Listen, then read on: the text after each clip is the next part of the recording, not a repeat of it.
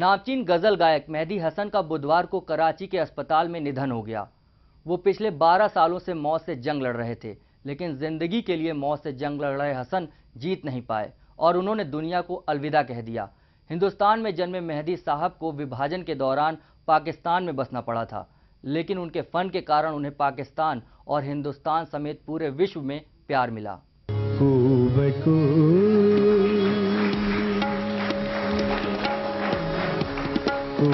मेहदी हसन का जन्म राजस्थान के लूना गांव में 18 जुलाई 1927 को एक पारंपरिक संगीतकार घराने में हुआ था, लेकिन देश विभाजन के बाद उन्हें परिवार समेत पाकिस्तान में बसना पड़ा। आर्थिक संकट से जूझते मेहदी हसन ने एक साइकिल की दुकान पर काम करना शुरू किया और उसके बाद कार और डीजल ट्रैक्टर मैकेनिक का भी काम किया। इतनी मुश्किलों के बावजूद संगीत के प्रति उनका प्रेम कम नहीं हुआ। ऐसे मुश्किल दौर में भी वो अपनी गायकी को सुधारने के लिए रियाज करते रहे।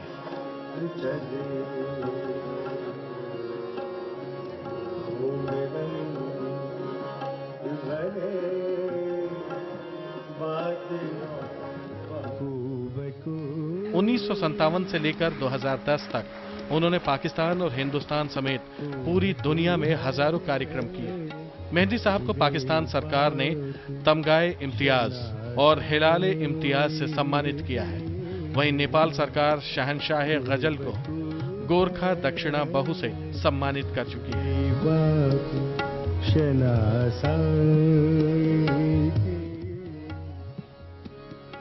छोटी सी उम्र में मेहदी साहब ने अपने बड़े भाई के साथ लाइव कंसर्ट किया था, लेकिन 20 साल की उम्र में उन्हें पाकिस्तान में बसना पड़ा। साल 1957 में पहली बार रेडियो पाकिस्तान के लिए उन्हें एक गीत गाने का मौका मिला और इसके बाद मेहदी साहब का संघर्ष खत्म हुआ। संगीत के रास्ते पर चलते हुए उन्होंने अपनी जिंदगी के 50 सालों में कई उपलब्धियां बटोरी। 80 के दशक में मेहदी हसन गंभीर बीमारी के कारण संगीत की दुनिया से दूर हो गए। अक्टूबर 2010 में HMV द्वारा रिलीज की गई सरहदें में मेहदी हसन और लता मंगेशकर ने मिलकर तेरा मिलना गजल गाई।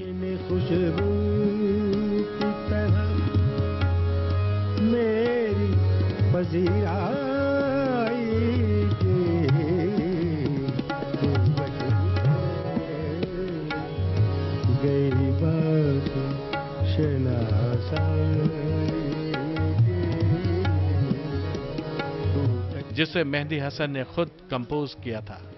उनकी मृत्यु पर गायिका श्रेया घोषाल ने ट्वीट पर लिखा है कि वो आवाज जिसने कई संगीत प्रेमियों के दिलों की भावनाओं को आवाज में ढाला, वो अब नहीं रही। भारत के प्रधानमंत्री मनमोहन सिंह ने भी गजल गायक मेहदी हसन के निधन पर गहरा शोक व्यक्त किया है। वहीं मधुर भंडारकर और अभिनेता अनुपम खेर ने वेबसाइट पर लिखा है, मुझे ये सुनकर बहुत दुख हुआ कि मेरे पसंदीदा गजल गायक मेहदी हसन का निधन हो गया। जब मैं स्टूडेंट था तब उन्हें सुनने के लिए पाकिस्तान असेंबली में मैं गेट से भी भिड़ गया था। Prem Sagar, GNN news.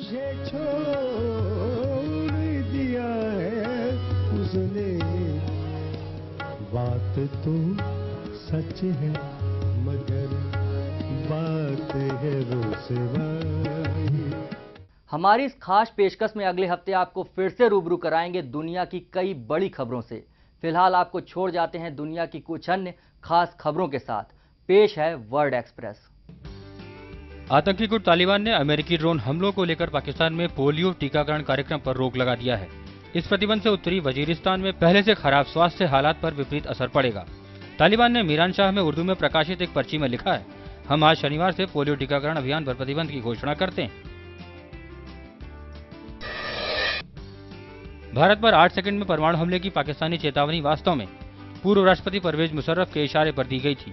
ये दावा ब्रिटेन के एक समाचार पत्र डेली टाइम्स ने किया है।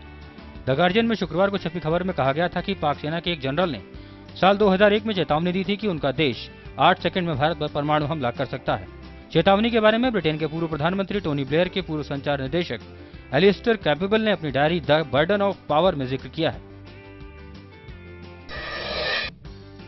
म्यांमार के लोकतंत्र समर्थक नेता आंग सान सू की ने आखिरकार 21 साल बाद आधिकारिक रूप से नोबेल शांति पुरस्कार ग्रहण कर लिया। साल 1991 में सू की को ये प्रतिष्ठित पुरस्कार देने की घोषणा की गई थी।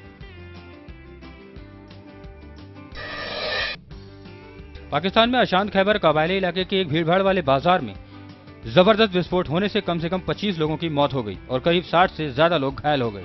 ये विस्फोट लॉन्डीकोटल शहर के एक बाजार में हुआ। स्थानीय अधिकारियों ने बताया कि विस्फोट में 25 लोगों की मौत हो गई और 57 लोग घायल हुए। मृतकों में कई बच्चे भी शामिल हैं। अमेरिकी राष्ट्रपति बराक ओबामा ने शनिवार को सऊदी अरब के राजकुमार नैयफ बिन अब्दुल अजीज अल सऊद के निधन पर शोक व्यक्त किया है।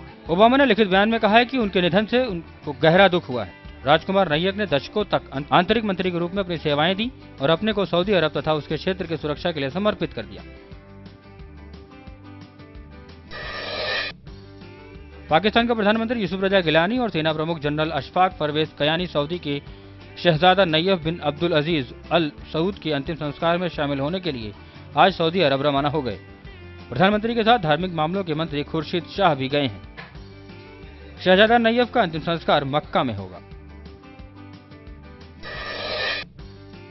अमेरिका के राष्ट्रपति बराक ओबामा ने कहा है कि उनकी सरकार वैसे प्रतिभावान युवा अवैध आव्रजक को देश से नहीं निकालेगी जिनसे आपराधिक या सुरक्षा संबंधी कोई खतरा नहीं होगा।